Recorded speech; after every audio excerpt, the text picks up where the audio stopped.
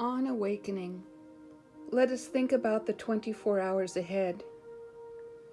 We consider our plans for the day. Before we begin, we ask God to direct our thinking, especially asking that it be divorced from self-pity, dishonest, or self-seeking motives. Lord, help me divorce my thinking from self-pity. Help me divorce my thinking from dishonest motives. Help me divorce my thinking from self-seeking motives. Under these conditions, we can employ our mental faculties with assurance, for, after all, God gave us brains to use. Our thought life will be placed on a much higher plane when our thinking is cleared of wrong motives. In thinking about our day, we may face indecision. We may not be able to determine which course to take.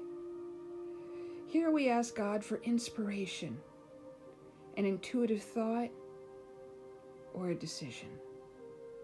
God, please help me be inspired today. Please help me to be attentive to my intuitive thoughts. Please bring your wisdom to all my decisions. We relax and take it easy. We don't struggle. We are often surprised how the right answers come after we have tried this for a while. What used to be a hunch or the occasional inspiration gradually becomes a working part of the mind. Being still inexperienced and having just made conscious contact with God, it is not probable that we are going to be inspired at all times. We might pay for this presumption in all sorts of absurd actions and ideas. Nevertheless, we find that our thinking will, as time passes, be more and more on the plane of inspiration. We come to rely upon it.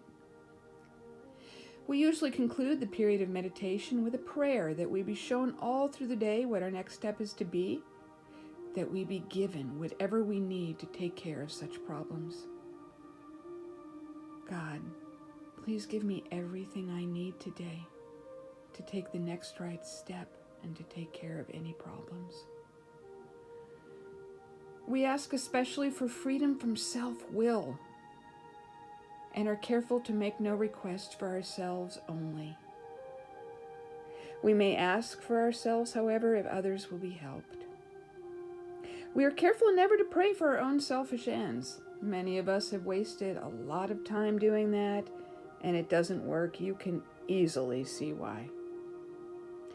As circumstances warrant, we ask our wives or friends to join us in morning meditation.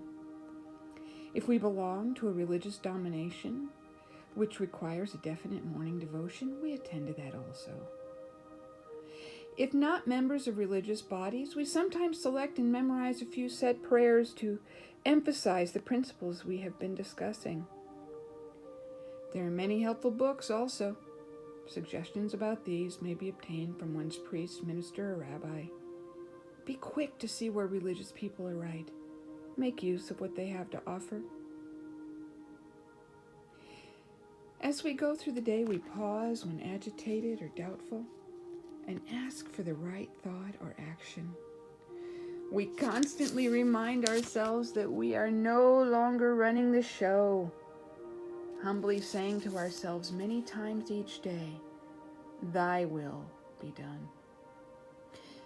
We are then in much less danger of excitement, fear, anger, worry, self-pity, or foolish decisions. We become much more efficient. We do not tire easily, for we are not burning up energy foolishly as we did when we were trying to arrange life to suit ourselves. It works. It really does. We alcoholics are undisciplined, so we let God discipline us in the simple way we have just outlined. But this is not all. There is action and more action. Faith without works is dead. The next chapter is entirely devoted to step 12.